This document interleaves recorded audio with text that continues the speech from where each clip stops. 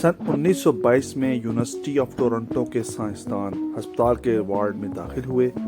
इस वार्ड में मौजूद तमाम बच्चों को शुगर थी।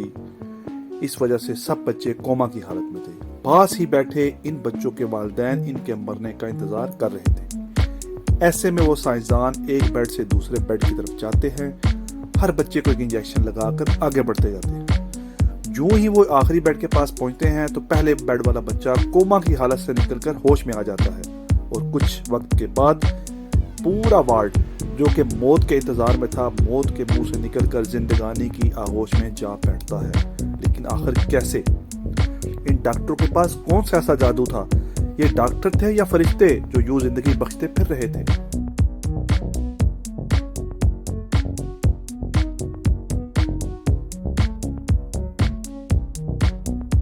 जनाब, इन डॉक्टरों के पास ताज़ा इंसानी तौर पर बनाई गई इंसुलिन थी।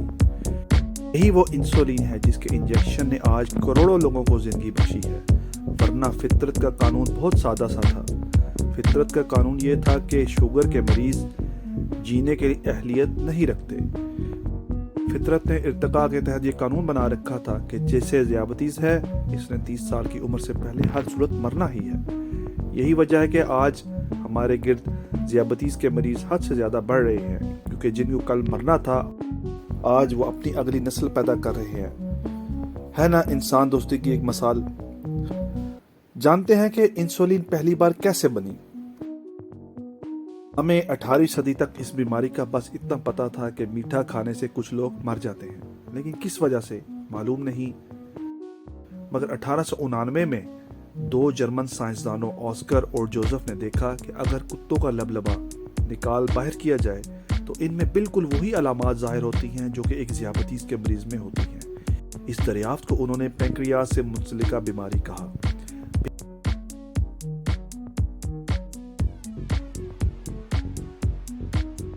फिर 1910 में सर एडवर्ड नामी साइंसदान ने देखा कि ज़ियाबतीस के मरीजों का लबलबा सिर्फ एक केमिकल रेजिस्ट नहीं कर पा रहा। इसने इस केमिकल को इंसुलिन का नाम दिया, जिसका लातीनी लफ्ज इंसोला है, इसका मतलब जजीरा।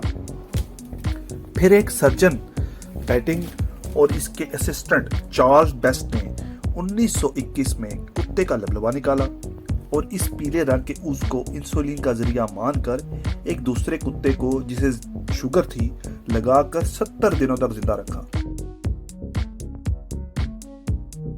हैरान कुन तजर्बा के बाद कोलिप और मैकलॉयड नामी रिसर्चर्स ने गाय के लबलबे से इंसुलिन निकालने का कामयाब तजर्बा किया। और फिर वो वक्त आया जब टोरंटो यूनिवर्सिटी के अस्पताल में ये कामयाब तजर्बा करके बच्चों को जिंदा बचा लिया गया, जिसका जिक्र मैं पहले कर चुका हूँ। इस इंसान दोस्त दरियाफ्त पे इन चारों साइंसदानों को मुश्तरका तौर पर नोबेल इनाम दिया गया।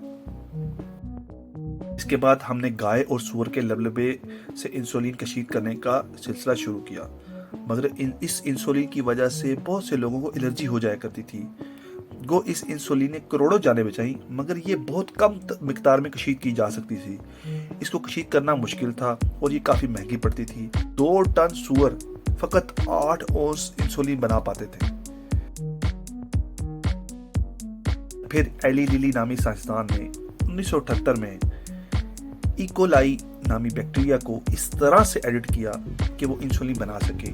साइंस इतनी आगे बढ़ चुकी थी कि जेनेटिक इंजीनियरिंग में हम लोग दाखिल हो चुके थे। सो ये इंसुलिन जल्दी, सस्ती और आसानी से बनती थी और 4 साल में इसने इस इंसुलिन को होमोलिन के नाम से रजिस्टर करके कमर्शियल बेचना शुरू कर दिया। यूं इंसुलिन की दरियाफ्त ने जानवरों से होते हुए बैक्टीरिया तक का सफर मुकम्मल किया। आज इसका एक इंजेक्शन हमें काफी सस्ता और हमारे लिए जिंदगी आवर साबित हो रहा है। इंसुलिन की दरियाफ्त इस सदी की एक सबसे बड़ी दरियाफ्त थी, जिसने करोड़ों लोगों को फितरत के तय करदा बेरहमाना असूल के तहत मरने से बचा लिया। गो ज़ियाबतीस का मुकम्मल इलाज आज भी मौजूद नहीं, मगर करोड़ों जानों की जिंदगी की जमानत जरूर है।